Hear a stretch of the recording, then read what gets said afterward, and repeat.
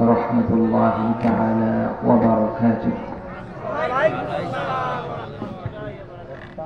الحمد لله عليم الذات عظيم الصفات سمي السمات كبير الشان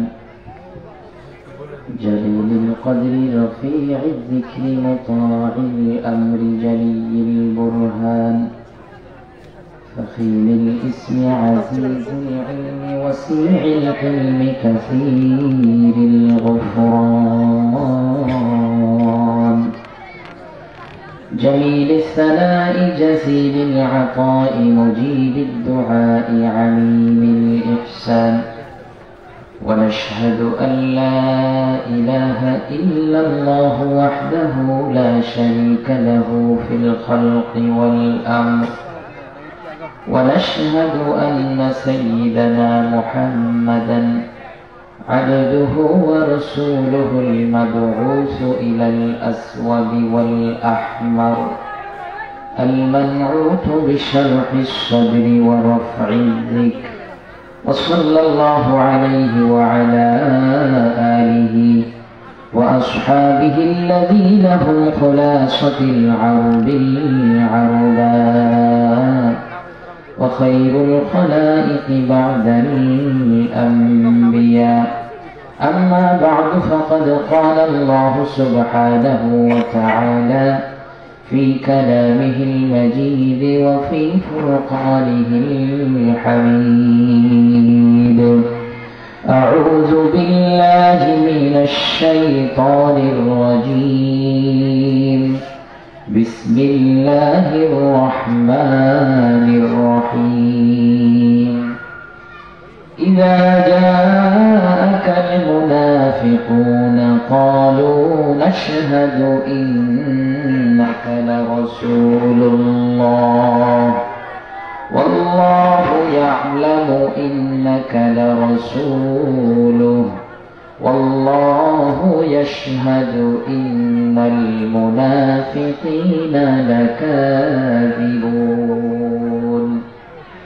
اتخذوا أيمانهم جنة فصدوا عن سبيل الله إنهم ساء ما كانوا يعملون. صدق الله العظيم. সকলেই মহব্বতের সাথে দরুদ পড়ি। সাউন্ড প্রথমে যেটা ছিল এটাই ভালো ছিল, প্রথমে যেটা ছিল ওইটাই না।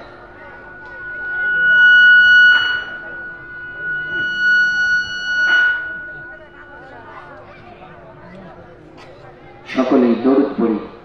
আল্লাহুম্মা সাল্লি আলা মুহাম্মাদ ওয়া আলা আলি মুহাম্মাদ কামা সাল্লাইতা আলা ইব্রাহিম ওয়া আলা আলি ইব্রাহিম ইন্নাকা হামিদুম মাজিদ।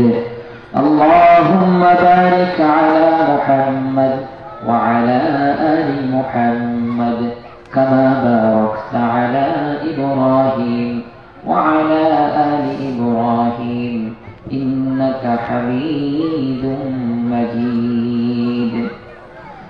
معزز محترم কুয়েতপুর দারুল উলুম রকিবুজ্জামান নুরানি ও হাফিজিয়া মাদ্রাসা হাফেজ ছাত্রীদের বোরখা প্রদান উপলক্ষে তাফসীরুল কুরআন মাহফিলের সদরুল জলসা জনাব সভাপতি জনাব মোহাম্মদ আখতারুজ্জামান বাবুল, সভাপতি অত্র মাদ্রাসা। আজকের এই তাফসীরুল কুরআন মাহফিলে আমার আগে যার মুখ থেকে কোরআন ও হাদিসের আলোচনা শুনে আপনারা মুগ্ধ হয়েছেন, উস্তাদ মুহতারাম, বাংলাদেশের আলোড়ন সৃষ্টিকারী দ্বীনের দাঈ ইলাল্লাহ হযরত মাওলানা রফিকুল ইসলাম দামাত বারাকাতুহুমুল আলিয়া এবং প্রধান অতিথির আসন অলংকৃত করেছেন জনাব মোহাম্মদ আব্দুল কাদের, কন্ট্রাক্টর, কুয়েতপুর।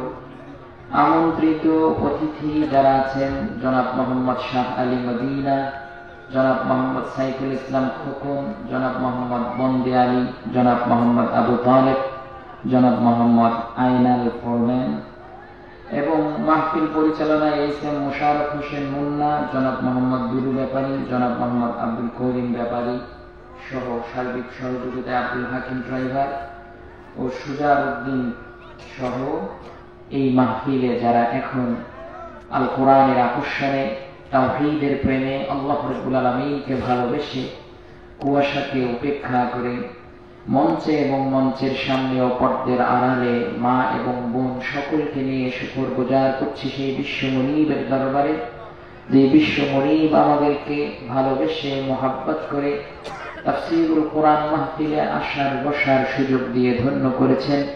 এজন্য সেই মাবুদ মেহেরবানের শানে হৃদয়ে নিংড়ানো শুকর গুজার করছি, পড়ছি আলহামদুলিল্লাহ।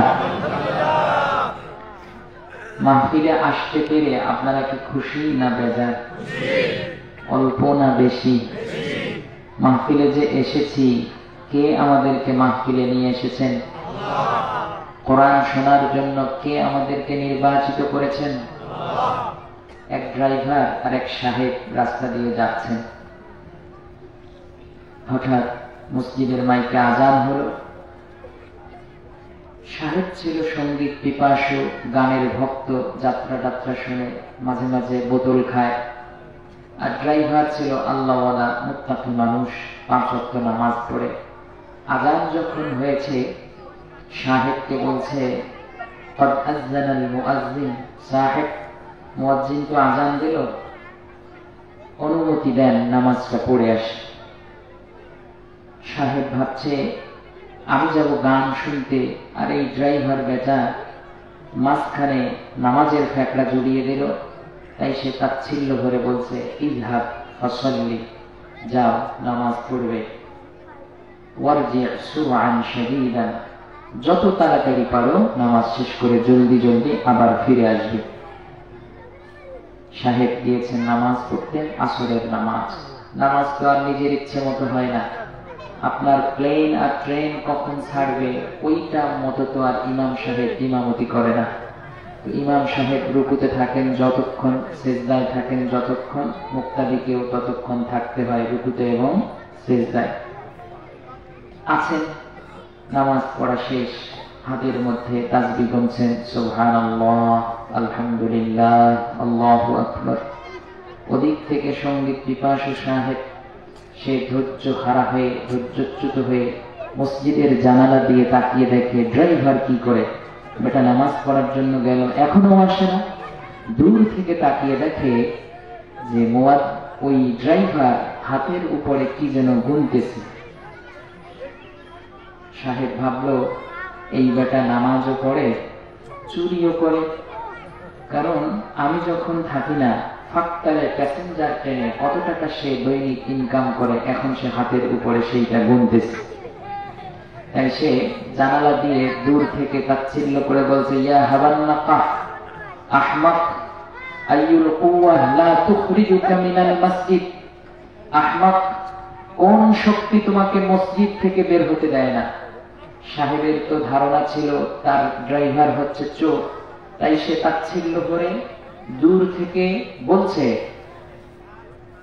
ইয়া হাবান্নাকা আইয়ুল কুওয়া লা তুখরিজুকা মিনাল মসজিদ। ওরে আহমাক, কোন শক্তি তোমাকে মসজিদ থেকে বের হতে দেয় না? ড্রাইভার ছিল আল্লাহওয়ালা, মুত্তাকি, আল্লাহ প্রেমিক, খোদা প্রেমিক, নামাজি মানুষ। সেও মসজিদের ভিতর থেকে সাহেবের মুখের উপরে জবাব দিচ্ছে, আল কুওয়াতুল্লাতী লা তুদখিলুকা ইলাল মসজিদ হা হিয়াল কুওয়া লা তুখরিজুনি মিনাল মসজিদ। যে শক্তি তোমাকে মসজিদে ঢুকতে দেয় না, সেই একই শক্তি আল্লাহ রাব্বুল আলামিন মসজিদ থেকে আমাকে বের হতে দেয় না। সুবহানাল্লাহ। তাফসীরুল কোরআন মাহফিলে আসতে পেরেছি কার ইচ্ছায়? আল্লাহর ইচ্ছায়। কার ইচ্ছায় ভাই? আল্লাহর ইচ্ছায়। জবান খুলে বলুন, কার ইচ্ছায়? কমিটপুরের মানুষের কোমরে কি এইটুকু জোর? ঠান্ডা আমারও লাগতেছে, আমিও ভয় পাচ্ছি। আমি সাধারণত তাফসীর করি যে কোনো সূরা থেকে নিয়ে শেষ। আমি সূরা মুনাফিকুনের 2টা আয়াত তেলাওয়াত করেছি। 2টা আয়াত তেলাওয়াত করে ওই 2টা বলেই চলে যাব, ওই রকম বক্তা আমি নই। এই সূরাতে আয়াত আছে 11টা, 11টা আয়াতের শেষ হরফ পর্যন্ত তর্জমা এবং তাফসীর করব, তারপর বাড়ি যাব ইনশাআল্লাহ। এখন আপনারা যদি না থাকেন তাহলে আমি তাফসীর করব কি? সভাপতি সাহেব আর প্রধান অতিথি বিশেষ অতিথি দুজনকে নিয়ে আলোচনা করব, নাকি আপনারা আবার চলে যাবেন? বিশেষ অতিথি তাড়াতাড়ি যাবেন, অতিথিরা আগে আগে চলে যায়, তাই না? সভাপতি সাহেব আরো আগে যায়, উনি মাদ্রাসার সভাপতি, ওনার যাওয়ার ভয় নেই, ওনার জায়গায় ইচ্ছা, তাই না? আলহামদুলিল্লাহ বলেন আলহামদুলিল্লাহ। এখন আপনারা কি করবেন? কত যাবেন কে কে বাড়িতে? মানে 11টা আয়াত মাঝামাঝি মিডিল পর্যায়ে শুনে যখন দেখবেন বক্তা কিচ্ছা কাহিনী কয় না, হাসায় না, কাঁদায় না, শুধু কোরআনের আয়াত কয়, দূর এগুলো না শুনি, বক্তা আমাদের মজাইতে পারতেছে না, অতএব চলো যায় ঘুম পাড়ি। কে কে যাবেন তাফসীরের মাঝখানে? একটু হাত তুলে দেখি, সাহস করে তোলেন তো। কেউ যাবেন না? কেউ যাবেন না? সবাই থাকবেন ইনশাআল্লাহ। যুবকেরা, তোমাদেরকে যদি আল্লাহ জান্নাত দেয় তাহলে গেটের মধ্যে দাঁড়িয়ে থেকো, ভিতরে আর ঢুকিও না, ভিতরে বসো। সবাই সামনে আসে, একটু জিকির করি লা ইলাহা ইল্লাল্লাহ। বসতে হবে, বসতে হবে, বসো। ইল্লাল্লাহ, আরো করে লা ইলাহা ইল্লাল্লাহ, লা ইলাহা ইল্লাল্লাহ, লা ইলাহা ইল্লাল্লাহ, লা ইলাহা ইল্লাল্লাহ মুহাম্মাদুর রাসূলুল্লাহ। আমি যেই সূরা আলোচনা করব সূরার নাম হচ্ছে সূরাতুল মুনাফিকুন। সূরার নাম কি ভাই? সূরাতুল মুনাফিকুন। আয়াত আছে এখানে 11টা। কোরআন মাজিদের 104 নম্বর সূরা, রুকু আছে 2টা। 11টা আয়াত। এর শুরুতে আল্লাহ রাব্বুল আলামিন বলছেন, ইদা, যখন, যা আসে, কা আপনার কাছে, ইদা জাআকা যখন আসে আপনার কাছে, আল মুনাফিকুন মুনাফিকরা, ক্বালু তখন মুনাফিকরা বলে, নাশহাদু আমরা সাক্ষ্য প্রদান করছি, ইন্নাকা নিশ্চয়ই আপনি, লা রাসূলুল্লাহ আল্লাহর পক্ষ থেকে প্রেরিত রাসূল। মুনাফিকরা যখন নবীর কাছে আসে তখন আল্লাহর নবীকে বলে, ওগো আল্লাহর নবী, আপনি সত্যি সত্যি আল্লাহর পক্ষ থেকে প্রেরিত একজন রাসূল। কারা বলে এই কথা? মুনাফিকরা। এবার মুনাফিকরা যা বলে তা কি সত্য বলে? সবাই কথা না বললে তো ভাই ক্লাস হবে না। সবাই মনে করবেন আপনারা এখন টাইটেল ক্লাসের তাফসীর বিভাগের ছাত্র। সবাই মনে করতে পারবেন ইনশাআল্লাহ? মনে করবেন ক্লাস হচ্ছে। যদি আপনারা রিপ্লে না দেন, আলোচনা করে কোনো ধরনের ফায়দা হবে না।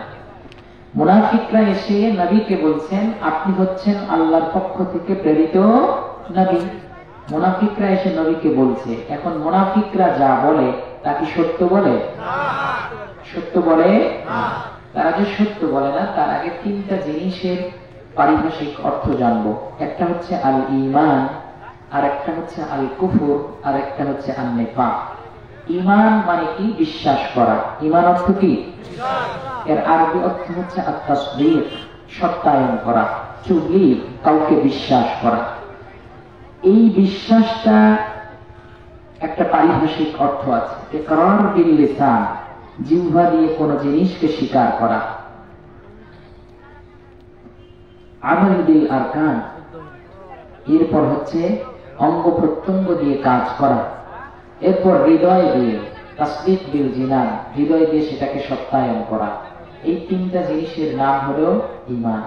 কালীগঞ্জ বাজারে কোন হিন্দু যদি সারাদিন লা ইলাহা লা ইলাহা ইল্লাল্লাহ বলে, তাকে কি আপনারা মুসলমান বলবেন? কারণ কি? মনে আছে কুফরি আর মুখে আছে লা ইলাহা ইল্লাল্লাহ। আর ঈমান হৃদয়েও থাকতে হবে, মুখেও থাকতে হবে। শুধু মুখ দিয়ে যদি কোনো হিন্দু সারা জীবন লা ইলাহা ইল্লাল্লাহ পড়ে, সূরা ফাতিহা সবটা পারে, কোরআন মাজিদ পুরোটা পারে, তারপরেও তাকে মুমিন বলা যাবে না। তার কারণ তার মুখের কথা আর অন্তরের কথায় মিল। 2 নাম্বার কুফর। কুফর কি? কুফর মানে হচ্ছে অস্বীকার করা। কাকে অস্বীকার করা? আল্লাহ রাব্বুল আলামিনকে অস্বীকার করা। কোন ব্যক্তি যদি আল্লাহকে অস্বীকার করে, অথবা কোন ব্যক্তি যদি মনে করে আল্লাহ তাআলা আমাদের ইলাহ, তার মতো আরেকজন ইলাহ আছে, এই কথা বললে তার কি ঈমান থাকবে? আমাদেরকে খাওয়ান কে? আরো জোরে বলুন, কে খাওয়ান? আমাদেরকে প্রতিপালন করেন কে? আমাদেরকে সার্বিকভাবে সবকিছু প্রতিপালনের দায়িত্ব কার হাতে? আল্লাহ। এখন আল্লাহ ছাড়া আরেকজন ইলাহ আছেন, উপাস্য আছেন, এই বিশ্বাস যদি কারো থাকে তাহলে তার মধ্যে কি থাকবে? কুফর থাকবে। মা ইউদাফিল ঈমান, যেটা ঈমানের বিপরীত সেটাই হচ্ছে কুফর। 3 নাম্বার আন-নিফাক। নিফাক মানে হচ্ছে কপটতা, হিপোক্রেসি। একজন মানুষ মন একরকম, মুখে আরেক রকম, মুখে মিল অন্তরে খিল। আছে না এরকম ভাই? আছে না? কথা বলে ফেরেশতার মতো, চলে শয়তানের মতো। আছে না এরকম? আমাদের দেশের সাবেক একজন প্রধানমন্ত্রী, তার নাকি তাহাজ্জুদ মিস হতো না, তার নাকি ফজরের নামাজ কাজা হতো না, তার নাকি প্রতিদিন শুরু হতো কোরআনের তেলাওয়াত দিয়ে। কিন্তু যেই মসজিদ মাদ্রাসায় কোরআনের তেলাওয়াত হতো, যারা মসজিদ মাদ্রাসায় এই কোরআনের তেলাওয়াতকে জারি রাখত, ওই আলেমদেরকেই আবার অন্যভাবে জেলখানায় বন্দী করে রাখতো। রাখতো কি রাখতো না? ওইটা কি মুমিন না মুনাফিক? কথা কন, কথা কন, কথা কন, মুমিন না মুনাফিক? তার কারণ কি? মুখ একরকম, বুক আরেক রকম। বুক এবং মুখ এক হলে মুমিন, বুক এবং মুখ মিল নাই, ওইটা হলো মুনাফিক। বুক মুখ মিল না হলে ওইটা কি? এই 3টা পরিভাষা যদি বোঝেন তাহলে তাফসীর করা সহজ হবে। সামনে তাহলে আমরা তাফসীরে যাবো ইনশাআল্লাহ। ভাই শুনবেন শেষ পর্যন্ত ইনশাআল্লাহ। ওঠাউঠি করলে মোনাজাত করে দেবো, রাত অনেক গভীর হয়ে যাচ্ছে। আমরা শেষ পর্যন্ত তাফসীর শুনে তারপর বাড়ি যাবো ইনশাআল্লাহ। সকলেই মন থেকে একবার আউযু বিল্লাহি মিনাশ শাইতানির রাজীম মনে মনে একবার পড়েন তো সবাই। মাশাআল্লাহ। আল্লাহ রাব্বুল আলামিন সূরাতুল মুনাফিকুনের প্রথম আয়াতে পৃথিবীর মানুষগুলোকে মুনাফিকদের চরিত্র তুলে ধরার জন্য বিশ্ব নবীর প্রতি যারা হিপোক্রেটিস, যারা মুখ একরকম বুকটা আরেক রকম, তারা রাসূলের শানে কি রকম বেয়াদবিমূলক কথাবার্তা বলতো। বাইরে একরকম, ভিতরে আরেক রকম, ভিতরটা একরকম, বাইরে আরেক রকম। এই জিনিসটা আল্লাহ রাব্বুল আলামিন সূরাতুল মুনাফিকুনের প্রথম আয়াতে তুলে ধরলেন। আল্লাহ রাব্বুল আলামিন বলছেন, ইযা জাআকাল মুনাফিকুন, মুনাফিকরা যখন আসে, ক্বালু, মুনাফিকরা তখন বলে, নাশহাদু, আমরা সাক্ষ্য প্রদান করছি, ইন্নাকা লারাসূলুল্লাহ, হে নবী আপনি অবশ্যই আল্লাহর পক্ষ থেকে প্রেরিত রাসূল। মুনাফিকরা নবীকে এসে বলছে, হে নবী আমরা সাক্ষ্য প্রদান করছি আপনি আল্লাহর পক্ষ থেকে প্রেরিত রাসূল। আর আল্লাহ রাব্বুল আলামিন মুনাফিকদের বিরুদ্ধে সাক্ষ্য প্রদান করছেন, ওয়াল্লাহু ইয়ালামু ইন্নাকা লারাসূলু, আল্লাহ রাব্বুল আলামিন জানেন হে নবী আপনি সত্য নবী, এটি আল্লাহ রাব্বুল আলামিন ভালো জানেন। ওয়াল্লাহু ইয়াশহাদু, মুনাফিকরা সাক্ষ্য দেয় আপনি সত্য নবী, আর আল্লাহ রাব্বুল আলামিন সাক্ষ্য দেন ইন্নাল মুনাফিকিনা লাকাযিবুন, দুনিয়ায় যারা মুনাফিকি করে তারা এসে আপনাকে বলছে সত্য রাসূল, এই কথাটা তাদের মুখের, এই কথাটা তাদের বুকের কথা নয়। 2 নাম্বার আয়াতে আল্লাহ রাব্বুল আলামিন বলছেন, ইত্তাখাযু আইমানাহুম জুন্নাতান ফাসাদ্দু আন সাবিলিল্লাহ। ইত্তাখাযু আইমানাহুম, মুনাফিকরা they have taken their oath as the cover, যারা মুনাফিক তারা তাদের শপথগুলোকে, তাদের কসমগুলোকে ঢাল বানিয়ে নিয়েছে, জুন্নাতান ঢাল বানিয়ে নিয়েছে। ফাসাদ্দু আন সাবিলিল্লাহ, মুনাফিকরা আল্লাহর দ্বীন থেকে মানুষকে বাধা প্রদান করে। ইন্নাহুম সাআ মা কানু ইয়ামালুন, আল্লাহ বলেন নিশ্চয়ই যারা মুখ একরকম বুক আরেক রকম, মুখে এক কথা, বুকে আরেক রকম কথা। এই লোকগুলো যত ধরনের কাজ করে সব কাজ পৃথিবীর সবচেয়ে নিকৃষ্ট কাজ। জেলায় জেলায় মডেল মসজিদ বানায়েছে, কিন্তু মডেল মসজিদের ইমাম সাহেবদেরকে জেলখানায় ভর্তি করে রেখেছে। কাজ করছে মসজিদ, অর্থ দিচ্ছে সৌদি, নাম হয়েছে বাপের জাতির আব্বা। টাকা আরেকজনের, পোদ্দারি আরেকজনের। মসজিদ বানাইছে, কিন্তু মসজিদের ইমামতি যারা করবে তাদেরকে জেলখানায়। আপনারা রাগ করতেছেন না? ভয় পাচ্ছেন না? আমি যদি ভয় নামি, আপনারা ভয় পাবেন কেন? ভয়টা গেছে গা? মাশাআল্লাহ। কয় নম্বর আয়াত চলছে সূরাতুল মুনাফিকুনের? 2 নম্বর আয়াত। কয় নম্বর আয়াত? যুবকেরা একটা তাকবীর হবে, লিল্লাহি তাকবীর। বিয়ে করো নাই এরকম কয়জন আছে দেখি হাতগুলো? বিয়ে করো নাই এরকম কয়জন যুবক আছে দেখি? ওরে আল্লাহ, সব দেখি মেরিট, মাশাআল্লাহ। আচ্ছা ঠিক আছে, আমরা একটা তাকবীর দেব, ওই তাকবীরের আওয়াজে এই কুমেতপুরের আকাশ বাতাস মুখরিত হবে ইনশাআল্লাহ। আছে শক্তি, আছে শক্তি, আছে জোর, আছে। লিল্লাহি তাকবীর, লিল্লাহি তাকবীর।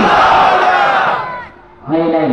উমর রাদিয়াল্লাহু তাআলা আনহুর মতো আওয়াজ আপনাদের কণ্ঠে আসে নাই। উমর রাদিয়াল্লাহু তাআলা আনহু বিশ্বনবী জনাব মুহাম্মদুর রাসূলুল্লাহ সাল্লাল্লাহু আলাইহি ওয়াসাল্লামের হাতে হাত রেখে যখন মুসলমান হলেন, উমর রাদিয়াল্লাহু তাআলা আনহু বিশ্বনবীকে প্রশ্ন করছেন, ইয়া রাসূলুল্লাহ, ইয়া হাবিবাল্লাহ, আপনি যে রিসালাতের কথা বলেন ওই রিসালাত কি সত্য নয়? উমর রাদিয়াল্লাহু তাআলা আনহু প্রশ্ন করছেন, আলাইসাতিল জান্নাহ হাক্কান, আপনি কে যেই জান্নাতের কথা বলেন ওই জান্নাত কি সত্য নয়? আপনি যেই তাওহীদের কথা বলেন ওই তাওহীদ কি সত্য নয়? আলাইসাল্লাহু হাক্কুন, আল্লাহ রাব্বুল আলামিন কি সত্য নয়? আপনি কি সত্য নবী হিসেবে প্রেরিত হননি?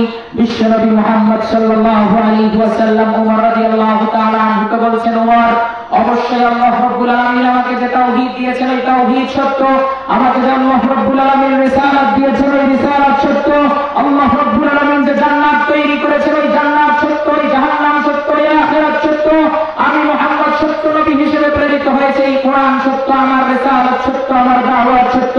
ওমর রাদিয়াল্লাহু তাআলা আনহু দীপ্ত কণ্ঠে সিংহের মতো গর্জন দিয়ে উঠে বলতে থাকলেন, ইয়া রাসূলুল্লাহ, ইয়া হাবিবাল্লাহ, আপনি যেই জান্নাতের কথা বলেন ওই জান্নাত যদি সত্য হয়, আপনি যেই নবী হিসেবে এসেছেন সেই নবী যদি সত্য হয়, আপনি যে আল্লাহর কথা বলেন ওই আল্লাহ যদি সত্য হয়, ফিমাল ইখতিফা, তাহলে কেন গোপনে মক্কার চত্বরে আমাদের আওয়াজ এবং দাওয়াত চলবে? আপনি আসুন মক্কার সেন্টার পয়েন্টে, জিরো পয়েন্টে কাবার চত্বরে আল্লাহু আকবারের স্লোগান দেব, লিল্লাহি তাকবীরের স্লোগান দেব, নারায়ে তাকবীরের স্লোগান দেব। আজকে আমরা এই কাবার চত্বরে আল্লাহু আকবারের স্লোগান দেব, সেই স্লোগানে কাফেরদের কলিজার মধ্যে আগুন ধরে যাবে। হযরত ওমর রাদিয়াল্লাহু তাআলা আনহু 11 জনের একটা মিছিল সাজালেন। প্রথম সারিতে হযরত হামজা বিন আব্দুল মুত্তালিব রাদিয়াল্লাহু তাআলা আনহু, দ্বিতীয় সারিতে হযরত ওমর ইবনে খাত্তাব রাদিয়াল্লাহু তাআলা আনহু। 11 জনের মিছিল নিয়ে মক্কার পত্তলিকদের সামনে কাবা চত্বরে গিয়ে কাফের মুশরিকদের সামনে দীপ্ত কণ্ঠে ঘোষণা করতে থাকলেন, আজকে এই কাবার চত্বরে আল্লাহু আকবারের ধ্বনি দেব। এখানে তোমরা এতদিন লাত, মানাত, উজ্জা এবং হুবলের জয়ধ্বনি দিয়েছ, এতদিন পর্যন্ত জয় বাংলা, জয় শ্রীরামের স্লোগান হয়েছে, আজ এখানে আল্লাহু আকবারের স্লোগান হবে। মান আরাদা আন তাসখুলা উম্মু, কে আসো তার মায়ের মুখটা খালি করতে চাও? মান আরাদা আন ইয়াতামা ওয়ালাদু, কে আসো তার সন্তানকে ইয়তীম বানাতে চাও? মান আরাদা আন তারমুলা যাওজাতু, কে আসো তার স্ত্রীকে বিধবা বানাতে চাও? ফালিয়াসুদ্দানি, আমি উমরকে ঠকাও। উমর রাদিয়াল্লাহু তাআলা আনহু কাবার চত্বরে আল্লাহু আকবারের স্লোগান দিয়েছেন। আদম আলাইহিস সালাম থেকে নিয়ে শুরু করে মুহাম্মদ সাল্লাল্লাহু আলাইহি ওয়াসাল্লাম পর্যন্ত, মুহাম্মদ সাল্লাল্লাহু আলাইহি ওয়াসাল্লাম থেকে নিয়ে শুরু করে আজকের তাফসীরুল কোরআন মাহফিল পর্যন্ত, আজকের তাফসীরুল কোরআন মাহফিল থেকে নিয়ে শুরু করে কিয়ামত পর্যন্ত লিল্লাহি তাকবীর, নারায়ে তাকবীর, আল্লাহু আকবারের স্লোগান হবে। কোন বাপের বেটারে আল্লাহু আকবারের স্লোগান থামাতে পারে?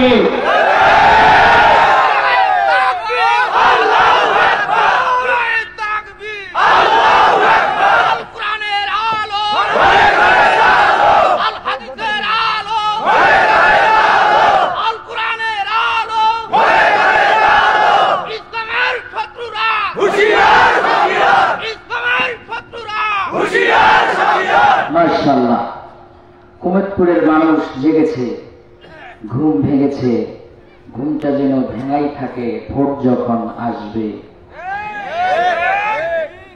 একটা চায়ের লোভে মোশতাক ভাইকে ভোট দিয়ে 15 বছর খেড়ের ভোটা দাঁড় করায় রাখার দরকার নেই।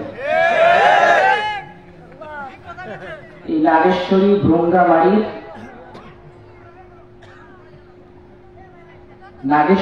ভ্রুঙ্গামারির অনুন্নয়নের পেছনে দায়ী একজন আর একটা প্রতীক, সেটা হলো লাঙ্গল এবং মোশতাক।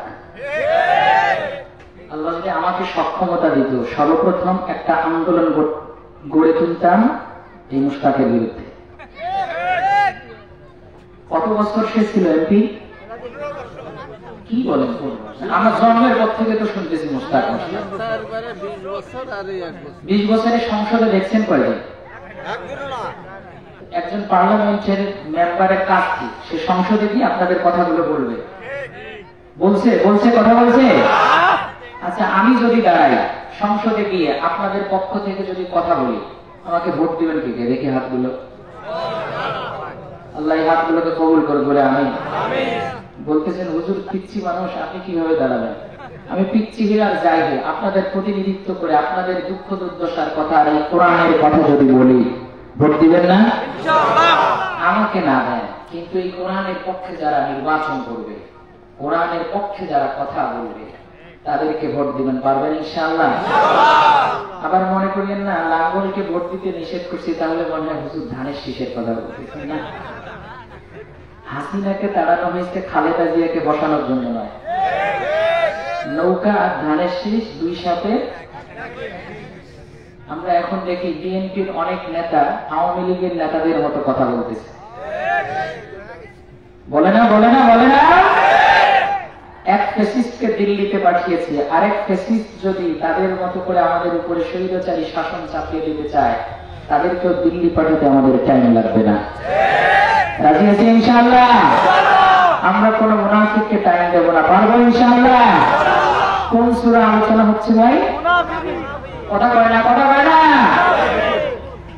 যারা তাফসীরুল কোরআন মাহফিলের প্রধান অতিথি হয়, তারাই বাইরে গিয়ে আল কোরআনের আইন চায় না। তার মানে মসজিদে যাচ্ছে ইসলামের কথা বলে, মন্দিরে যায় সেখানে গিয়ে তাদের কথা বলে। তার মানে নামাজও পড়ে, পূজাও করে। এর মতো বড় মুনাফিক দুনিয়াতে আছে? কথা বলেন, আছে? ভোটের সময় এই কথাটা যেন খেয়াল থাকে। রানা ভাই, মোশতাক ভাইয়ের দিন শেষ, আল কোরআন ও ইসলাম ও বাংলাদেশ।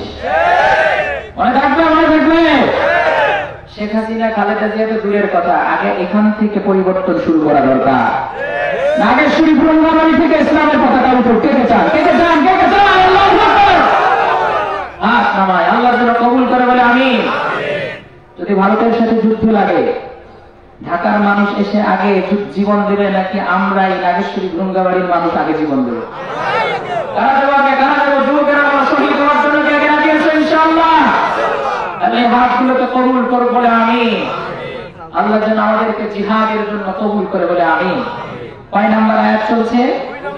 2 নাম্বার আয়াত। কয় নাম্বার আয়াত? এখন আল্লাহ তাআলা এই কথাটা কেন বললেন? যখন কোরআন নাযিল হয়েছে ওই সময় তো খালেদা জিয়া হাসিনার জন্মই হয়নি। তাহলে আল্লাহ কোন মুনাফিক সম্পর্কে এই সূরাটা অবতীর্ণ করেছে জানার দরকার আছে না ভাই? আছে। আল্লাহর পয়গম্বর নবী মুহাম্মদ সাল্লাল্লাহু আলাইহি ওয়াসাল্লাম কাবার চত্বরে যখন দ্বীনের দাওয়াত দিচ্ছেন, রিসালাতের কথা বলছেন, মক্কার মানুষেরা বিশ্ব নবী খেলাফত প্রতিষ্ঠা করবে, ইসলামের রাজনৈতিক সিস্টেম প্রতিষ্ঠা করবে, কিন্তু কাবার কাফেররা তাদেরকে সব সময় বাধা দিতে থাকলো। বিশ্ব নবী চলে গেলেন মদিনায়। মদিনায় যাওয়ার পূর্বে মদিনার আউস এবং খাজরাজ গোত্রের লোকেরা আগে থেকে একজন প্রেসিডেন্ট মনোনীত করে রেখেছিল। তারা ভেবেছিল আমরা গোত্রীয় শাসনের মূলে কুঠারাঘাত করে নতুন শাসক নিয়ে আসবো, নতুন শাসক হবে আমাদের আব্দুল্লাহ ইবনে উবাই ইবনে সালুল। আব্দুল্লাহ ইবনে উবাই ইবনে সালুলের জন্য তারা মুকুট বানাইছে। ওই মুকুট পরে এসে মদিনা রাষ্ট্রের প্রেসিডেন্ট হবে। বিশ্ব নবী যখন মক্কা থেকে মদিনায় হিজরত করলেন, বিশ্ব নবী যেখানে পা রেখেছেন আব্দুল্লাহ ইবনে উবাই ইবনে সালুলের নেতৃত্বে আর কাল মানতে থাকলো না। বিশ্বনবী গিয়ে সেখানে ইসলামের কথা বলতে থাকলেন, তাওহীদের কথা বলতে থাকলেন। সেখানে গিয়ে তিনি ধীরে ধীরে ইসলামিক স্টেট তৈরি করা শুরু করে দিয়েছেন। আব্দুল্লাহ ইবনে উবাই ইবনে সালুলের মাথা খারাপ হয়ে গেল। এখন যেমন বিএনপির একটু একটু মাথা খারাপ, কোন ইসলামী শক্তি যেন ক্ষমতায় আসে, চোখে ঘুম নাই, মন খারাপ। মন খারাপ কিনা? আল্লাহ রাব্বুল আলামিন প্রিয়তম পয়গম্বর নবী মুহাম্মদকে মদিনা স্টেজে নবী হিসেবে পাঠালেন। আর আব্দুল্লাহ ইবনে উবাই ইবনে সালুলের মন খারাপ হয়ে গেল। কিন্তু বিশ্ব নবীর সাথে না থেকে অন্য কোথাও যাওয়ার কোনো জায়গা নাই, উপায় নাই। তাই বিশ্ব নবীর হাতে হাত রেখে মুসলমান হলো। দিনের বেলা মুহাম্মদ সাল্লাল্লাহু আলাইহি ওয়াসাল্লামের সাথে থাকে, আর রাতের বেলা মুহাম্মদ সাল্লাল্লাহু আলাইহি ওয়াসাল্লামের সাথে বিরোধিতা করে। আল্লাহ রাব্বুল আলামিন বিশ্ব নবী মুহাম্মদ সাল্লাল্লাহু আলাইহি ওয়াসাল্লামকে আগে থেকে আব্দুল্লাহ ইবনে উবাই ইবনে সালুল সম্পর্কে সতর্ক করে দিচ্ছেন। যখন উহুদের প্রান্তরে যুদ্ধ হবে, যুদ্ধের ময়দানে বিশ্বনবী সব সাহাবীকে একত্র করেছেন। আব্দুল্লাহ ইবনে উবাই ইবনে সালুল সবার আগে যুদ্ধে যাওয়ার জন্য অগ্রগণী ভূমিকা পালন করতে শুরু করে দিয়েছিল। কিন্তু যুদ্ধে যখন মুসলমানরা যাচ্ছেন, যুদ্ধে যাওয়ার আগে মুনাফিকদের লিডার আসলে মানুষকে দেখাইছে সে ঈমান এনেছে, ভিতরে কোনো ঈমান ছিল না। যুদ্ধে যাওয়ার আগে সব মুসলমানরা যুদ্ধে ধাবমান হয়েছিল, কিন্তু আব্দুল্লাহ ইবনে উবাই ইবনে সালুল 300 মুসলমান যোদ্ধাকে ভুলিয়ে ভালিয়ে উহুদের প্রান্তর থেকে পালিয়ে তারপর তারা আবার মদিনায় ফেরত এসেছে। কিন্তু প্রত্যেক শুক্রবার বিশ্বনবী মসজিদে নববীতে যখন খুতবা দিতে দাঁড়াতেন, আব্দুল্লাহ ইবনে উবাই ইবনে সালুল সে ওই মেম্বারের পাশে দাঁড়িয়ে বিশ্বনবীর আগে নিজেও বড় বড় ভাষণ দিতেন, বিশ্বনবীকে অ্যাড্রেস করে কথা বলতেন, মানুষকে জানাতেন ইনি আল্লাহর পক্ষ থেকে সত্য প্রেরিত নবী। আল্লাহ রাব্বুল আলামিন এনাকে নবুয়ত দিয়ে, কোরআন দিয়ে, রিসালাত দিয়ে পাঠিয়েছেন। আপনারা সবাই মুহাম্মদের অনুসরণ করুন, এইটা ছিল তার ভাষণ। কিন্তু মুখের কথা ছিল অন্যরকম। ভাষণে বলেছিল এবারের সংগ্রাম মুক্তির সংগ্রাম, ভাষণে বলেছিল এবারের স্বাধীনতা আমাদের স্বাধীনতা হবে। 7ই মার্চের ভাষণ ছিল বাংলার স্বাধীনতার জন্য, ভিতরে ভিতরে ছিল ভারতের দালালি আর চামচামি। একেরা ওই 71 সনের স্বাধীনতা যুদ্ধে শেখ পরিবারের কোনো অবদান নাই, আছে? দেখেন 30 কোটি মুসলমান, 30 কোটি বাঙালি জীবন দিয়েছে, কোন বাঙালি শেখ পরিবারের একজন দেখা ছিল না? তখন তারা তো দেশে ছিল। উনি নাহে গিয়েছেন, হয়তো ধরা দিয়েছেন কিংবা তাকে ধরা হয়েছে। কিন্তু ঢাকায় তো আপনারা ছিলেন। কোথায় শেখ কামাল, কোথায় শেখ জামাল, কোথায় শেখ রাসেল, কোথায় শেখ হাসিনা, শেখ রেহানা? আমাদের এখানকার যারা ছিল সেতারা বেবি সহ যারা 1971 সনের স্বাধীনতা আন্দোলনে জীবন দিয়েছেন, শেখ পরিবারের একজন উল্লেখযোগ্য মানুষ দেখা। কিন্তু এই 54 বছর স্বাধীনতার প্রোডাক্ট বিক্রি করে আমাদের উপরে 15 বছর জুলুম করেছে, শোষণ করেছে।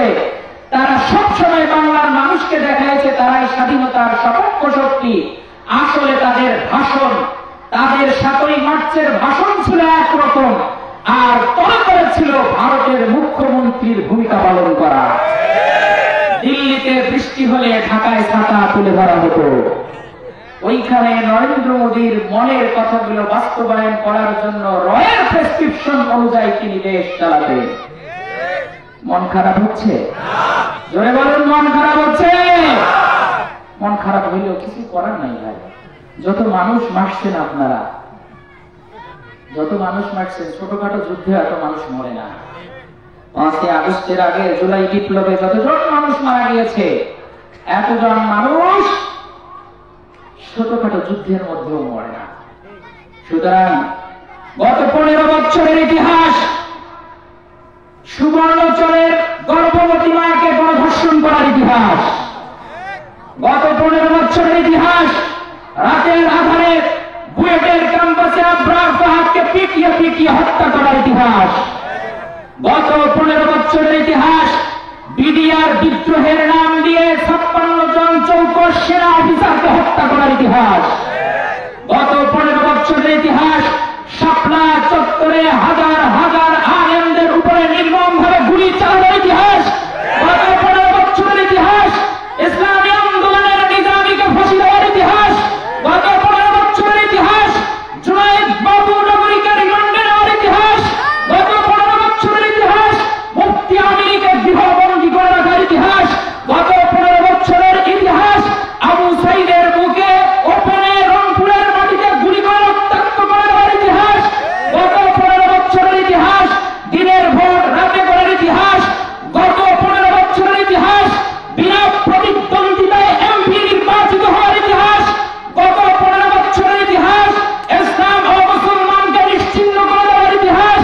এই সকল অপরাধের পিছনে যেই লেডি ফিরাউন সব ধরনের ইন্ধন জুগিয়েছে, আমরা সেই শেখ হাসিনাকে দেশে ফিরিয়ে নিয়ে এসে গলায় মুক্তার মালানায় ফাঁসির দড়ি ঝুলিয়ে দিতে চাই। বিচার হবে নাকি হবে না?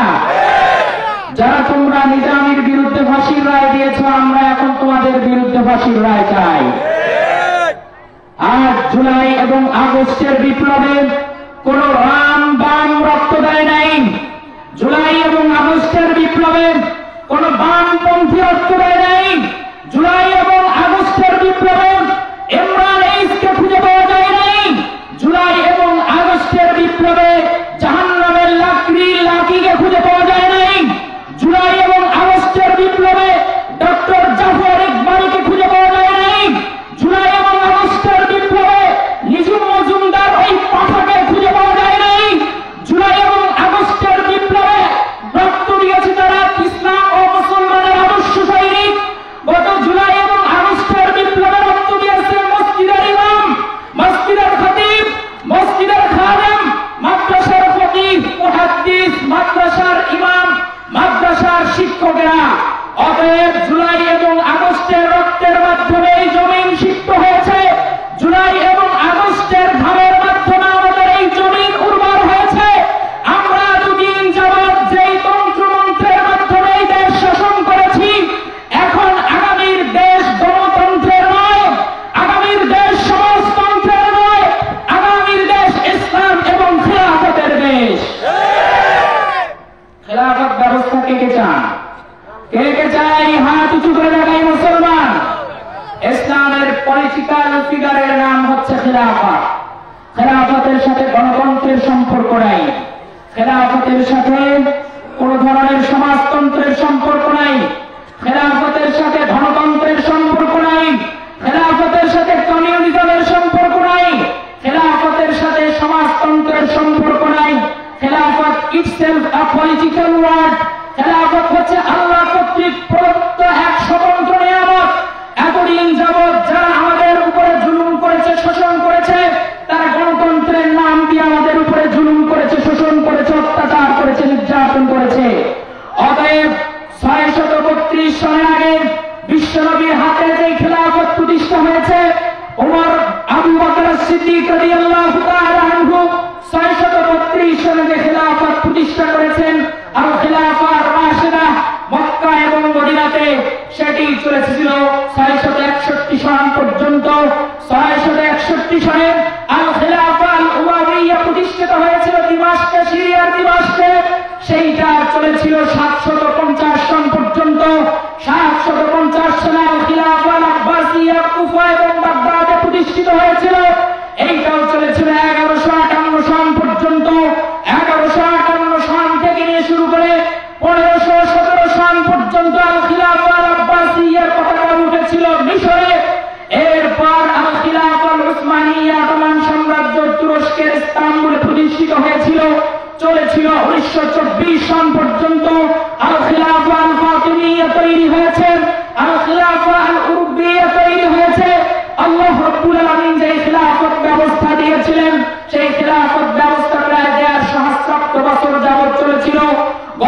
1924 সালে আল খিলাফত ব্যবস্থাকে মুস্তাফা কামাল আতাতুর্ক এটাকে ধূলিসাৎ করে দিয়েছেন।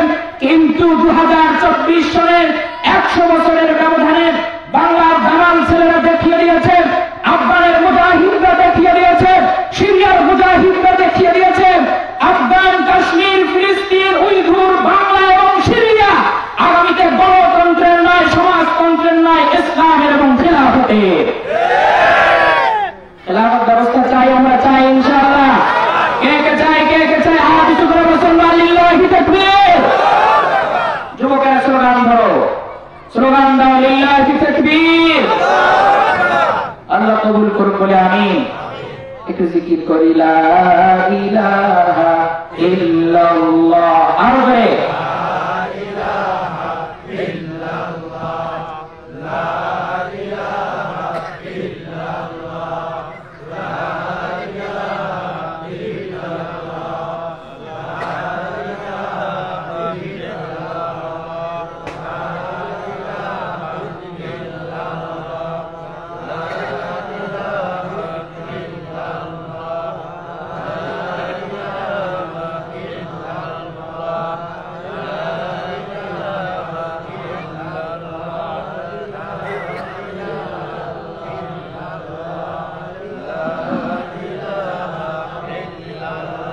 لا إله إلا الله لا إله إلا الله لا إله إلا الله محمد رسول الله।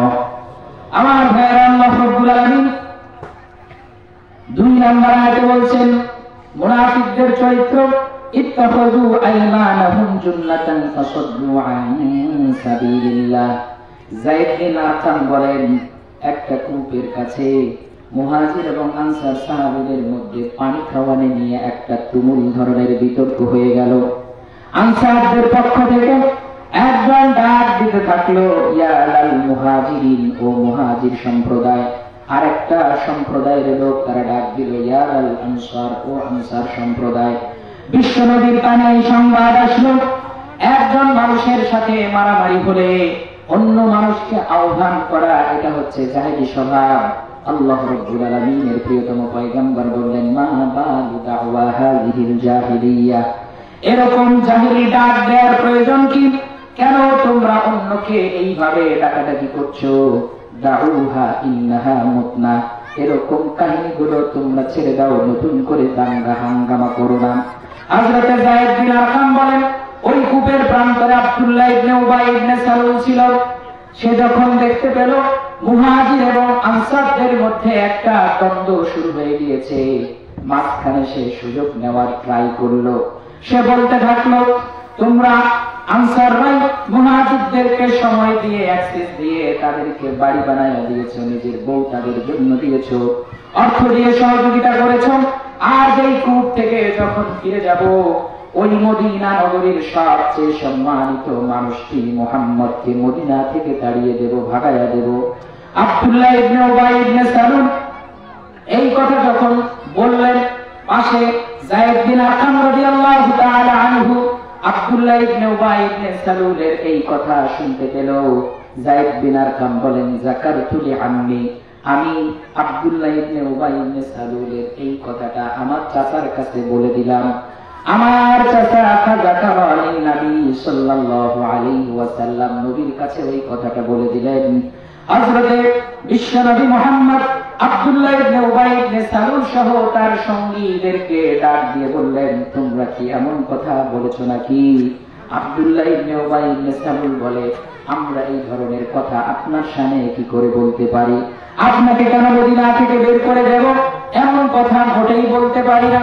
আব্দুল্লাহ ইবনে উবাই ইবনে সালুলের নামে আরেকটা অভিযোগ দায়ের করা ছিল। সে বলেছিল, তোমরা সাহাবায়ে কেরামদেরকে কোনো ধরনের সাহায্য সহযোগিতা করবে না। বিশ্বনবী এই কথাটাও তাদেরকে জিজ্ঞেস করলেন, তোমরা কি এমন কথা বলেছো নাকি?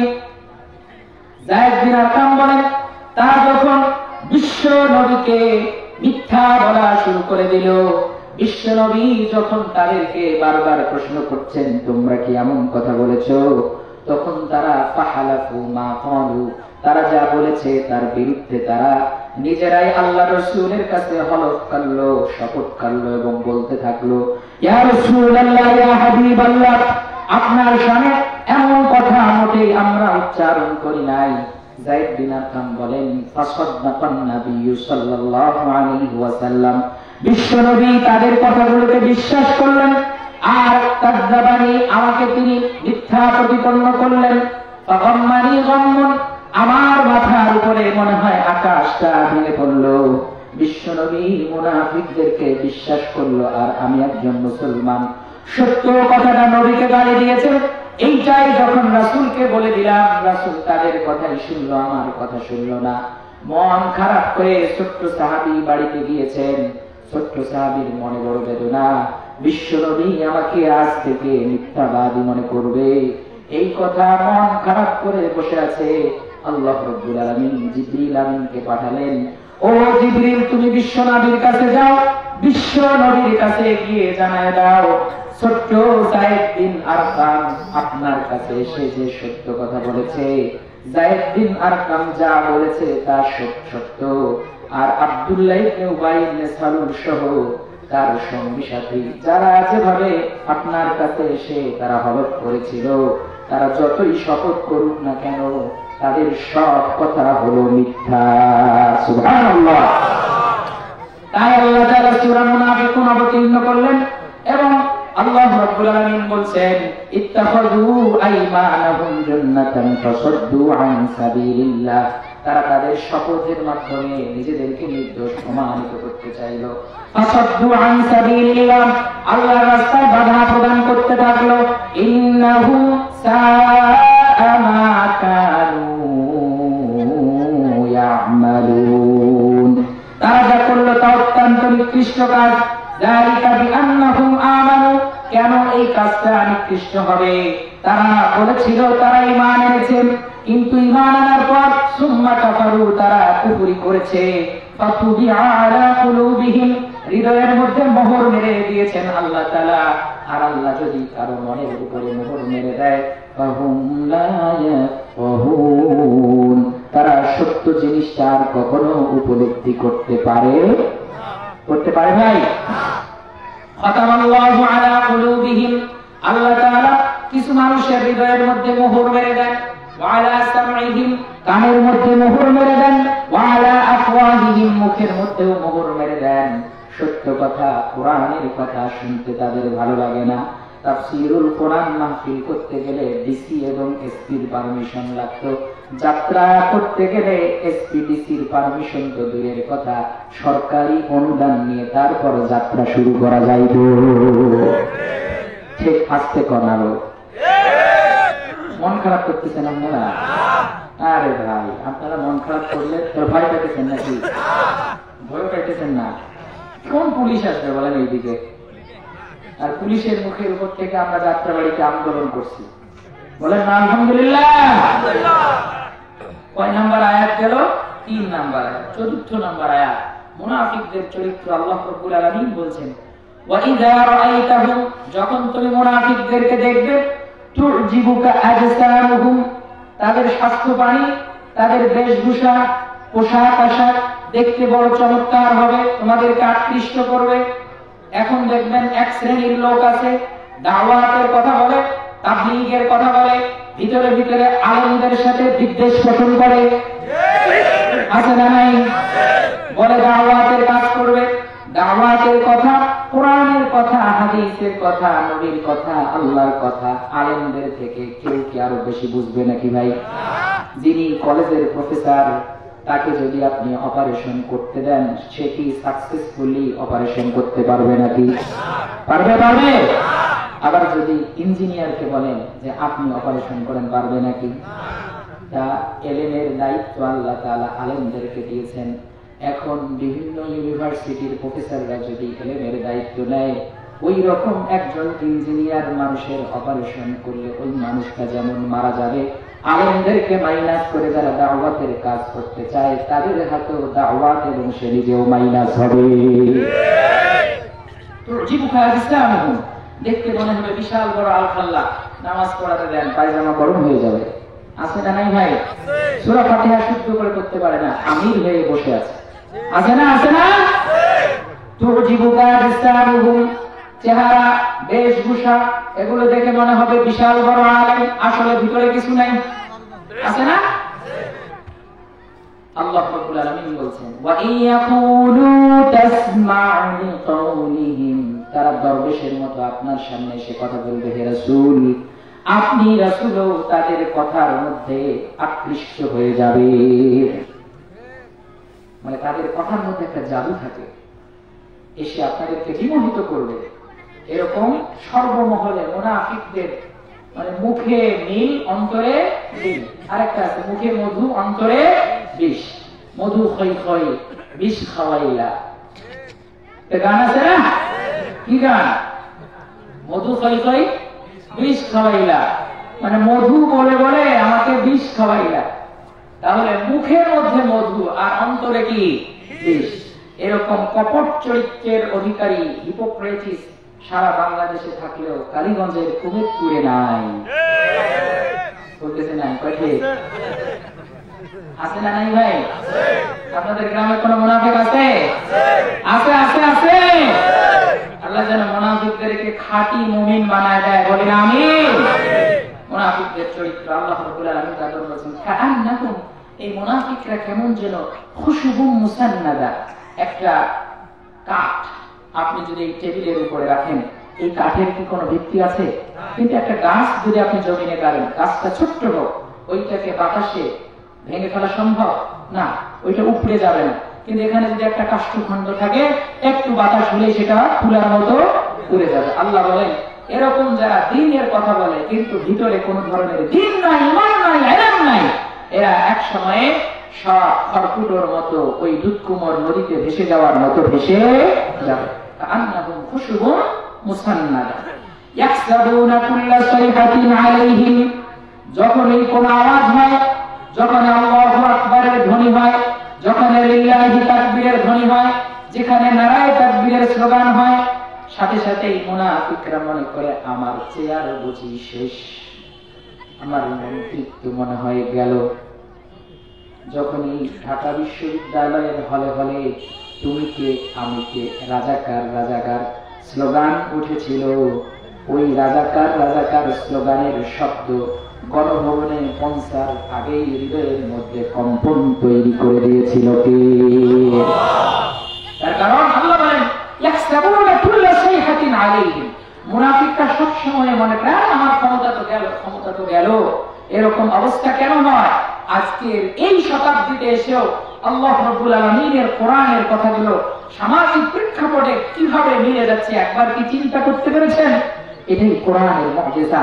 কিয়ামত পর্যন্ত অনেকেই মনে করে মধ্যযুগে যে কোরআন অবতীর্ণ হলো, ওই কোরআন যদি এখন দেশের সংবিধান হয়, আগের সেই কোরআন দিয়ে কি আধুনিক যুগের এই দেশকে শাসন করা যায়? না ভাই, কোরআন অবতীর্ণ হয়েছে 1500 বছর আগে, এখন পর্যন্ত এই কোরআন দ্বারা দেশ সমাজকে শাসন করা যাবে। কিয়ামত পর্যন্ত এই কোরআনের আবেদন নিত্য নতুন হতেই থাকবে। এটা কোরআনের মুজিজা, সুবহানাল্লাহ। মনে থাকবে এই কথা। সামনের সংবিধান হবে কি? সামনের সংবিধান কি? সবাই কয় না, সামনের সংবিধানের নাম কি? সংবিধানের নাম কি? আমি যদি বলি সংবিধান, সংবিধান, আপনারা বলবেন আল কোরআন, আল কোরআন। পারবেন ইনশাআল্লাহ? সবাই স্লোগান দিতে হবে, সংবিধান, সংবিধান, আল কোরআন, আল কোরআন, সংবিধান, সংবিধান। আফগানের মুজাহিদরা কোরআন দিয়ে দেশ চালাচ্ছে না? চালাচ্ছে না? চালাচ্ছে না? চালাচ্ছে। দীর্ঘ সহস্র বছর যাবৎ কোরআন দ্বারা দেশ পরিচালিত হয়েছে। আগামী যেই দেশ হবে, ওই দেশের কনস্টিটিউশন, ওই দেশের অ্যামেন্ডমেন্ট, যত ধরনের সংস্কার হবে, সব সংস্কার হবে এই কোরআন দিয়ে। রাজি আছি ইনশাআল্লাহ? আল্লাহ রাব্বুল আলামিন বলেন, হুমুল আদু, এরাই হচ্ছে শত্রু, ফাহজারহুম, এই শত্রুদেরকে তোমরা চিনে চিনে সতর্কতা অবলম্বন করো। কাতালাহুমুল্লাহ, আল্লাহ এদেরকে ধ্বংস করে দিয়েছেন। আন্না ইউফাকুন, তারা না বুঝে কোন দিকে পালায়।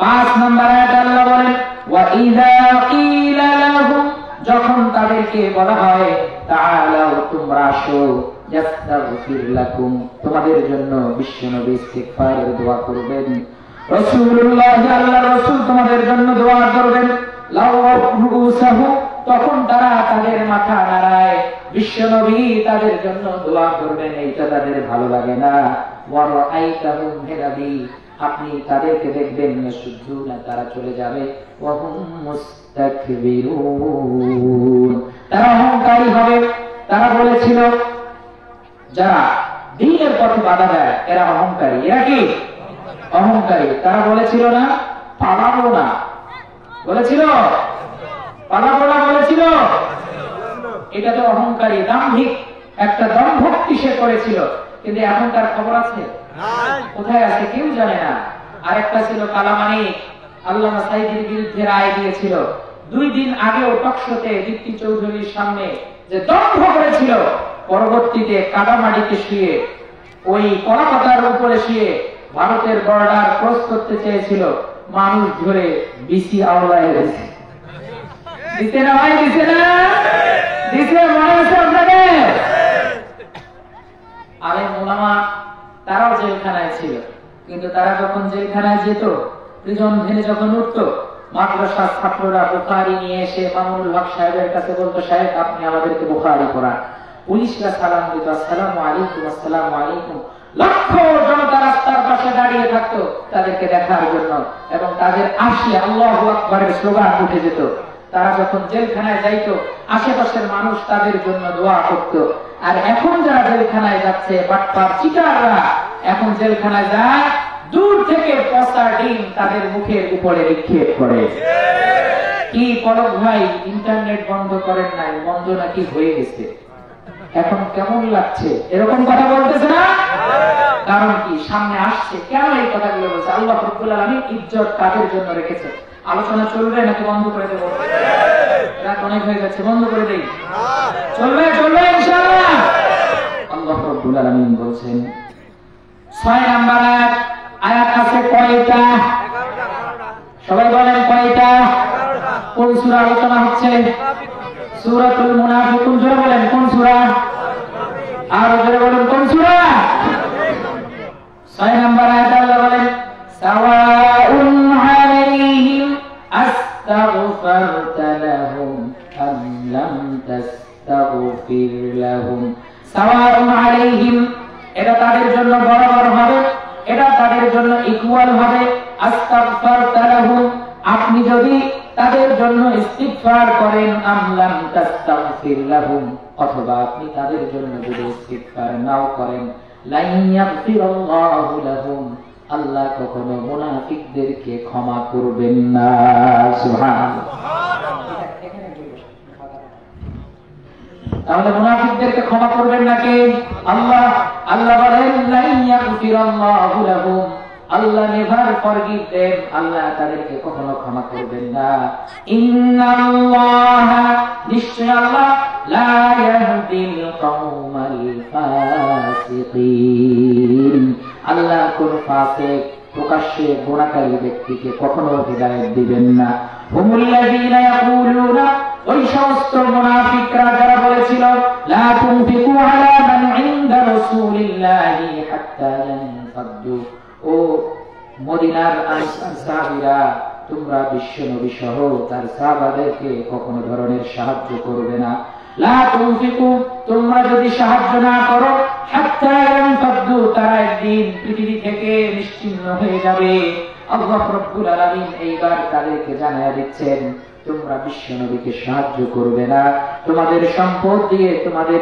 সব ধরনের সহযোগিতা তোমরা বন্ধ করে দিবে তোমাদের জানা উচিত ওয়ালিল্লাহি খাযাইনুস সামাওয়াতি ওয়াল আরদ ওয়ালাকিন্নাল মুনাফিকিনা লা ইয়াফকাহুন আল্লাহ রাব্বুল আলামিন বলেন আসমান এবং জমিনের যত ধরনের খাজাইন আছে যত ধরনের সম্পদ আছে সবগুলো সম্পদ আল্লাহ রাব্বুল আলামিন তার নিজের জন্য রিজার্ভ করে রেখে দিয়েছেন। আমার ভাইয়েরা, আসমানটা ছোট্ট কোনো আসমান নয়।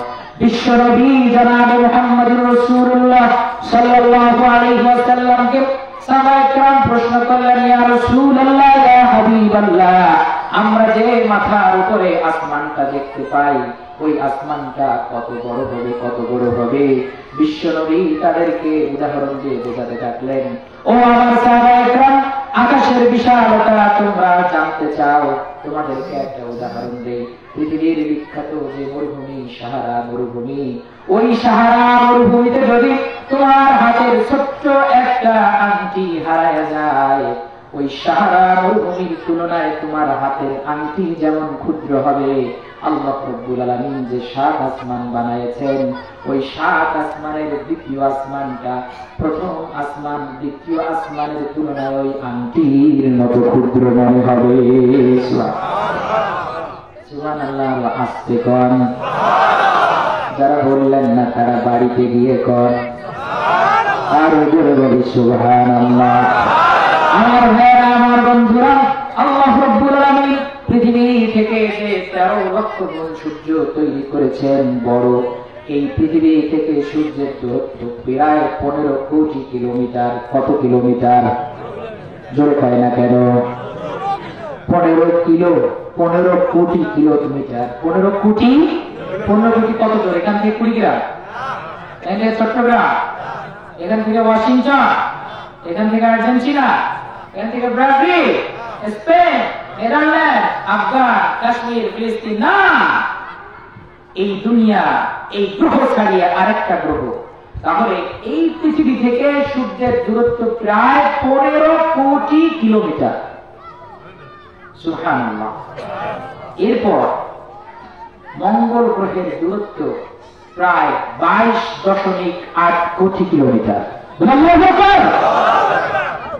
বুধ গ্রহের দূরত্ব প্রায় 5.83 কোটি কিলোমিটার।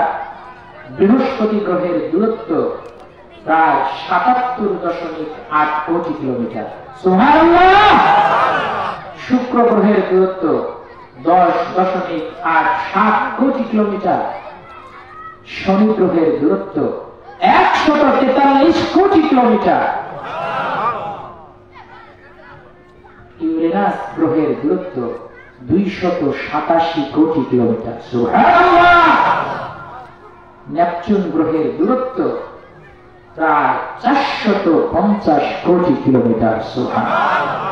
এই যে কোটি কোটি কিলোমিটার দূরে গ্রহ আছে, উপগ্রহ আছে, মিল্ক ওয়ে আছে, ছায়াপথ আছে, black hole, white hole, worm hole সহ হাজার হাজার উপগ্রহ সহ নক্ষত্র তারকা নিয়ে যে আসমান আল্লাহ রাব্বুল আলামিন তৈরি করেছেন, এই যে হাজার হাজার গ্রহ, উপগ্রহ, নক্ষত্র, তারকারাজি, black hole, white hole, worm whole, এগুলো 7 আসমান, মানে 7ম আসমানে নয়, 6ষ্ঠ আসমানে নয়, 5ম আসমানেও নয়, 4র্থ আসমানেও নয়, 3য় আসমানেও নয়, 2য় আসমানেও নয়। আল্লাহ রাব্বুল আলামিন যে সোলার সিস্টেমকে তৈরি করেছেন, কোটি কোটি কিলোমিটার দূরের সকল গ্রহ, উপগ্রহ, নক্ষত্র আল্লাহ রাব্বুল আলামিন বানায়েছেন প্রথম আসমানে। সুবহানাল্লাহ। চিৎকার করে সুবহানাল্লাহ। তাফসীর বন্ধ করে দেব? বন্ধ করে দেব, বন্ধ করে দেব। এবার আরেকটা জিনিস চিন্তা করেন, এই যে কোটি কোটি কিলোমিটার দূরে গ্রহগুলো আছে, উপগ্রহগুলো আছে, এগুলোকে আল্লাহ রাব্বুল আলামিন যখন তৈরি করেছেন, এখান থেকে ঢাকা 400 কিলোমিটার বা চট্টগ্রাম 800 কিলোমিটার, এরকম কোটি কোটি কিলোমিটার দূরত্বে গ্রহ, উপগ্রহ সহ যা কিছু আছে সবগুলোকে আল্লাহ রাব্বুল আলামিন যখন তৈরি করেছেন, ওই যে সামিয়ানা থেকে দেখেন বিন্দু বিন্দু শিশির পড়ছে, পড়ছে না? দেখতেছেন সবাই, সবাই দেখেন সামিয়ানা থেকে এক ফোঁটা করে পানি পড়ছে। আল্লাহ রাব্বুল আলামিন বলেন, যখন আমি আসমান জমিন তৈরি করেছি, তখন এই 7 আসমান, 7 জমিন, গ্রহ, উপগ্রহ, নক্ষত্রের অবস্থা ওই শিশির বিন্দুর মতো ছিল। সুবহানাল্লাহ। আমি আল্লাহ তাআলা ওই শিশির বিন্দু থেকে এই 7 আসমান তৈরি করেছি। সুবহানাল্লাহ। যে এইগুলো কথা বলতেছেন, এগুলো কি আমাদেরকে আপনি পাগলা হয়েছেন, কয়া যাবে না আমরা বিশ্বাস করবো না? পাগল না, আমি যা বলছি বিজ্ঞান সেটা প্রমাণ করেছে। A brief history of time এর লেখক স্টিফেন হকিং, তিনি বিগ ব্যাং থিওরি, মহাবিস্ফোরণ, পৃথিবী যখন তৈরি হয়েছে কিভাবে তৈরি হলো এর একটা থিওরি আবিষ্কার করেছে গত শতাব্দীতে। সে বলেছে 7 আসমান, 7 জমিন, গ্রহ, উপগ্রহ, এগুলো সব ছিল একটা শিশির বিন্দু। ওইখানে মহাশক্তি মহাবিস্ফোরিত হয়ে মহাশব্দের মাধ্যমে বিকট আওয়াজে নতুন করে এই সোলার সিস্টেম তৈরি হয়েছে। এটা বিজ্ঞান বলেছে গত শতাব্দীতে। স্টিফেন হকিং সেটার ব্যাখ্যা করেছে। যেই কথাটা গত শতাব্দীতে বিজ্ঞানীরা আবিষ্কার করে নোবেল পেয়েছে, ওই কথা আল্লাহ রাব্বুল আলামিন বিশ্বনবীকে কোরআন মাজিদে জানিয়ে দিয়েছেন 1400 বছর আগে। আল্লাহ রাব্বুল আলামিন বলেন, আওয়ালাম ইয়ারাল্লাযীনা কাফারু আন্নাস সামাওয়াতি ওয়াল আরদ কানাতা রাক্কান ফাফাতাহনাহুমা। আরে কাফেররা কি চোখে দেখে না? কানাতা রাক্কান, এই আসমান জমিন, 7 আসমান 7 জমিন, কানাতা রাক্কান, এক ফোঁটা পানির বিন্দু ছিল। আমি আল্লাহ তাআলা ফাফাতাহনাহুমা বলেছি কুন ফায়াকুন, দা ওয়ার্ল্ড ওয়াজ মেড। বলি সুবহানাল্লাহ। কোরআন শুনতে ভালো লাগে ভাই? ভালো লাগে, ভালো লাগে। কোরআন দিয়ে হুজুরেরা শুধু দাওয়াত খায়, শুধু ইমামতি করে, তাফসীর করে, ওয়াজ করে। এভাবে দাওয়াত খাইলে পেট মোটা হবে, সংসদে আর যাওয়া লাগবে না। কোরআনের কথাগুলো মানুষকে বোঝাতে হবে। পারবো ইনশাআল্লাহ? পারবো ইনশাআল্লাহ? কোরআন থেকে আরেকটু কথা বলবো, বলো আরেকটু সায়েন্টিফিক কথা বলবো। উমেদপুর বাসী যদি ফজর পর্যন্ত থাকে, আমি ফজর পর্যন্ত তাফসীর করবো ইনশাআল্লাহ। কে কে রাজি আছে ফজর পর্যন্ত? লিল্লাহি তাকবীর। তাফসীর করব যদি যুবকেরা নারায়ে তাকবীরের স্লোগান ধরে, কেউ একজন ধরুক, আমি তাফসীর চালাবো ইনশাআল্লাহ ফজর পর্যন্ত। কে রাজি আছে দেখি ইনশাআল্লাহ?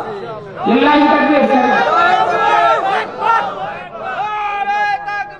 আল্লাহু আকবার। আল কোরআনের আলো ঘরে ঘরে আলো, আল হাদিসের আলো ঘরে ঘরে আলো, আল কোরআনের আলো ঘরে ঘরে আলো।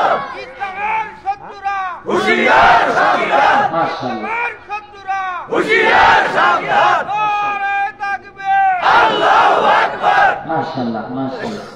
মানুষ কোরআনের প্রতি এখনো পর্যন্ত আকৃষ্ট, বিশেষ করে যুবকেরা। কালকে ওয়াজ ছিল ভ্রঙ্গাবাড়িতে, বুঝছেন? ভ্রঙ্গাবাড়িতে যুবক ছেলেরা রাত বাজে 1:30, আমাকে স্টেজ থেকে নামতে দেয় না। কয়টার সময় বলেন তো? সব শিক্ষিত যুবক কোরআনের আলোচনা শুনে মজা পাইছে। এখন যেখানেই যায় কোরআন থেকে ধারাবাহিক আলোচনা করে, এই কোরআনের আকর্ষণে মানুষ সারা রাত পর্যন্ত বসে থাকতে রাজি। আলহামদুলিল্লাহ। কিন্তু দুঃখ হলো এই জায়গায় আমার দেশের কিছু বক্তা গান, গজল, জিকির, আজকার করে রোডে ঘাটে কি হয়েছে গপ্প কেচ্ছা কাহিনী করে সময় টময় শেষ করে মানুষকে বিরক্ত বানায় দিয়েছে। এখন আর মানুষ তাফসীরের মাহফিলে আসতেই চায় না। ঠিক কিনা বলেন? ঠিক কিনা? এই দোষ আপনাদের না, এই দোষ আমাদের মতো নামধারী কিছু ইসলামিক স্কলারের, যাদের কোরআনের কোনো জ্ঞান নেই কিন্তু তাফসীর করতে আসে, কোরআন থেকে একটা আয়াতও নাই। এই কথা বলে ঠিক কিনা?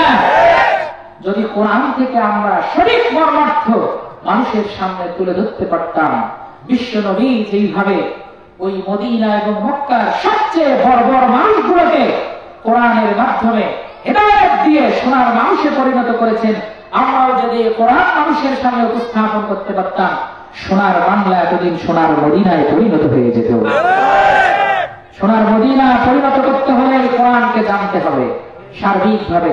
আপনি শুধু কোরআন সাহিত্য সম্পর্কে আপনার কোনো জ্ঞান নেই, সায়েন্স না, ইকোনমিক্স সম্পর্কে আপনার গোটা পৃথিবীকে নেতৃত্ব দিচ্ছে কাফের মুশরিকরা, তার কারণ তাদের বিজ্ঞানের জ্ঞান আছে, তাদের সব ধরনের ঐতিহাসিক জ্ঞান আছে, তাদের বিভিন্ন ধরনের দর্শনের জ্ঞান আছে। কিন্তু আমরা মাদ্রাসায় ইতিহাস পড়ি না, আমরা সবসময় দর্শন পড়ি না, আমরা অনেক ধরনের বিষয় জানি না। অথচ এই বিদ্যুৎ, আবিষ্কার করেছে হ্যাঁ, যে মোবাইলটা আপনি কথা বলেন এইটা কারা আবিষ্কার করছে? হুজুররা আবিষ্কার করছে না? জোরে বলেন, হুজুররা আবিষ্কার করছে? কোন হুজুর যদি কয় হুজুর আমি আবিষ্কার করছি, তাহলে তাকে পুরস্কার দেবেন।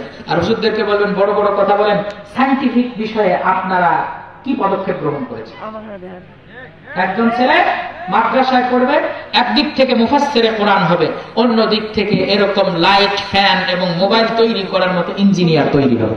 চান কিনা ইনশাআল্লাহ? এখন মাদ্রাসাগুলো শুধু আখিরাতমুখী শিক্ষা, যেখানে জাগতিক কোনো শিক্ষা নেই। আবার অন্য দিক থেকে স্কুল, কলেজ, ইউনিভার্সিটিতে যারা পড়াশোনা করে তারা আবার দাঁড়ায় মতে, তারপরেও খেয়াল নাই যে দাঁড়ায় মতা যাবে নাকি যাবে না। আছে না ভাই? মাস্টার্স কমপ্লিট হয়েছে, সূরা ফাতিহা পড়তে পারে না ঠিক মতো, পিএইচডি ডিগ্রি আছে কয়েকটা, কিন্তু বাবার জানাজার সময় হুজুর আপনি যদি মেহেরবানি করে একটু জানাজার নামাজটা পড়াইতে পারতেন, তোর বাপ তো জন্ম দিয়েছে কিসের জন্য? কথা ঠিক কিনা? তাহলে বোঝা যায় মাদ্রাসা শিক্ষার মধ্যে সংস্কার দরকার, স্কুল, কলেজ, ইউনিভার্সিটিও পড়াশোনার মধ্যে সংস্কার। এজন্য আমাদের কথা হলো, ব্রিটিশ আমাদের উপরে ডিভাইড এবং রুল, হিন্দু এবং মুসলমানদের মধ্যে বিভেদ করেছে, কথাটা এমন নয়। তারা সর্বপ্রথম শিক্ষা ব্যবস্থার মধ্যে বিভেদ তৈরি করেছে। শিক্ষা ব্যবস্থার একটা দলকে বলেছে তোমরা মাদ্রাসায় পড়বা, শুধু আখিরাত নিয়ে থাকবা, মাটির নিচের জিনিস, মানে কবরে যাওয়ার পর থেকে হাসর, মিজান, পুলসিরাত এগুলো নিয়ে আলোচনা করবা, জান্নাত জাহান্নাম নিয়ে আলোচনা করবা, খবরদার রাজনীতিতে আসবা না। এজন্য একসময় অনেক আলেম রাজনীতিকে হারাম বলতো। খবরদার ইংরেজি শিখবে না, এজন্য এক শ্রেণীর আলেম ইংরেজি শেখাকেও হারাম মনে করতো। মিডিয়ায় আসবা না, যখন দেখা গেল মায়ের খাইতেছে, মিডিয়া তাদের বিরুদ্ধে কথা বলতেছে, এক সময় ফতোয়া দিয়েছে মিডিয়া আসা যাবে না, এখন দেখা যাচ্ছে মিডিয়ার মধ্যেও নাদুস নুদুস সুন্দরী নারীদের সাথে বসে টকশো করতেছে। তার কারণ হুশ হইতেছে মাইর খাওয়ার পর, ঠিক না? তো ব্রিটিশরা আমাদের মধ্যে একটা শিক্ষা ব্যবস্থা তৈরি করে দিয়েছে। একদলকে বলেছে তোমরা শুধু জান্নাত জাহান্নাম নিয়ে থাকো, আরেক দলকে বলেছে তোমরা সেকুলারিজম করো, তোমরা দুনিয়ার পার্থিব জিনিসগুলো নিয়ে ঘাটাঘাটি করো, গবেষণা করো। একদিক থেকে স্কুল, কলেজ, ইউনিভার্সিটির ছেলেগুলোকে কোরআন হাদিস থেকে দূরে সরিয়ে রেখে তাদেরকে মূর্খ বানায় রেখেছে, অন্যদিক থেকে জাগতিক শিক্ষা থেকে মাদ্রাসার ছাত্রগুলোকে দূরে রেখে এদেরকেও পঙ্গু বানায় রেখেছে। কে করেছে এটা? ব্রিটিশরা। কারা করেছে? এজন্য আমাদের অন্তর্বর্তীকালীন সরকার সহ যারাই ক্ষমতায় আসবে তাদের কাছে আমাদের উদাত্ত আহ্বান থাকবে, ক্লাস 1 থেকে নিয়ে মাস্টার্স পর্যন্ত প্রত্যেকটা শ্রেণীর ভিতরে কোরআন এবং হাদিসের শিক্ষাকে বাধ্যতামূলক করতে হবে। একজন ছেলে ঢাকা বিশ্ববিদ্যালয় থেকে গ্রাজুয়েশন শেষ করবে, সেখান থেকে পোস্ট গ্রাজুয়েশন শেষ করবে। আমরা দেখতে চাই ঢাকা বিশ্ববিদ্যালয় থেকে যারা গ্রাজুয়েশন শেষ করবে, পোস্ট গ্রাজুয়েশন শেষ করবে, তারা ওই ডক্টর মোহাম্মদ শহীদুল্লাহর মতো একজন বিদ্বান হয়ে বের হবে, জাফর ইকবালের মতো, নিজুম মজুমদারের মতো, যারা দিনকে নিশ্চিহ্ন করে দিতে চায়।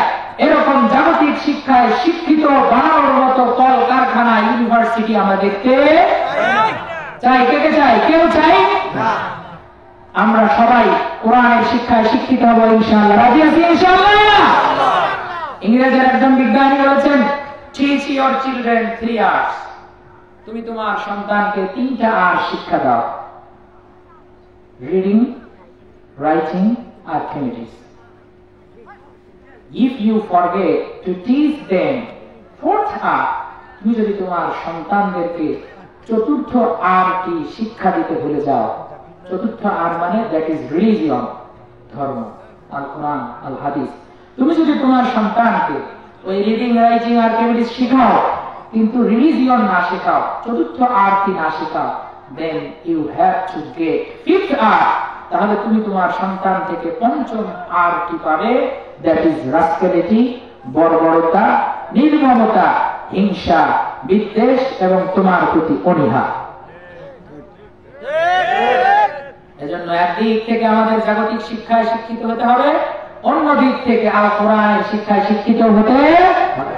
এজন্য স্পষ্টভাবে একথা বলতে চাই, আপনার যদি 10টা পিএইচডি ডিগ্রি থাকে, 20টা মাস্টার্সের ডিগ্রি থাকে, আপনি অক্সফোর্ড, কেমব্রিজ থেকে নিয়েও যদি কোন ধরনের ডিগ্রি নিয়ে আসেন, কিন্তু আপনার ভিতরে আল কোরআনের জ্ঞান নাই, আপনি কোরআন পড়তে জানেন না, বিশ্ব নবী বলেছেন সে হচ্ছে একটা উজাড় ঘর, তার মধ্যে কোরআন নাই, সে হচ্ছে মূর্খ। যার ভিতরে কোরআন নাই সে যত বড় শিক্ষিত হোক, সে আনএডুকেটেড, ইলিটারেট, নিরক্ষর, সাফি যা হোক। ঠিক কিনা? কোরআন শিখতে রাজি আছে ইনশাআল্লাহ? কে রাজি আছে ইনশাআল্লাহ? হাতগুলো দেখায়। মাদ্রাসার বাচ্চাগুলোকে দেওয়া রাজি আছে ইনশাআল্লাহ? আল্লাহ কবুল করুক বলে আমিন। কয় নাম্বার আয়াত চলতেছে ভাই? মাশাআল্লাহ, কনসেন্ট্রেশন আছে। 8 নাম্বার আয়াত আল্লাহ তাআলা বলেন, ইয়াকুলুনা, ওই কাফিররা মুনাফিকরা বলেছিল, লা ইরজানা ইলাল মাদিনাতি, মদিনায় যখন আমরা ফিরে যাব, লা ইখরিজান্নাল আ'আজ্জু মিনহাল আযাল, সবচেয়ে সম্মানিত মানুষগুলো, মদিনার সবচেয়ে অপমানিত মানুষগুলোকে মদিনা থেকে বের করে দিবে। মুনাফিকরা